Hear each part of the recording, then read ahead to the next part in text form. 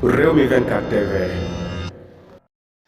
dal leen ak jàmm lundi 31 juillet 2023 Ousmane Sonko ma nga ca tribunal ba tey bu ñu sukkandikoo ci avocat bii di maître Ciré Clédor Ly mi ma ngay xamle ay kàddu moom maître mi ma ngay xamle ne Ousmane Sonko dañ ko xañ àqam ak yelleefam ginnaaw rek bañ ko arrêté nekki vendredi bi ca këram ga ca cité kër góor gi ngir ab téléphone bu ñu ne moom moo ko sàcc ca ndaw sa ko doon filmer sax moom maître Clédor Ly ma ngay xamle ne nit amul droit di la filmer benn yoon rek lu da nga ko jox autorisation filmer la loola waral ñu patam patamee Ousmane Sonko xañ ko àqam ak yelleefam li ko gën a métti nag moom maître ña ngay ba mu demee ca tribunal ba procureur ma ngi koy xamal ne mënoo leen a gis Ousmane Sonko depuis vendredi ba léegi ñu bari ci ñoom mënuñu koo gis waaye juge bi nangul na rek ki nga xam ne mooy Ciré Clédor Ly mi dem gis Ousmane Sonko moom mi ma ngay xam le ne gis na Ousmane Sonko waaye nam ko gisee nag ci anam bu doy waar la ndax Ousmane Sonko moom ma nga sëgg di jàng alxuraanam rek comme nañ ko daan defee ànd ak ku gëm ak ku Pastef ak patriotisme gu mat sëkk moom mii di avocat wu Ousmane Sonko bi ma ngay xam la loolu nga xam ne Ousmane Sonko daal kon àqam ak yelleefam lañ ko xañ ba mu jeex rek daal waaye il faut rek askanu Sénégal xam ne dañ ko defu injustice dëgg kon Ousmane Sonko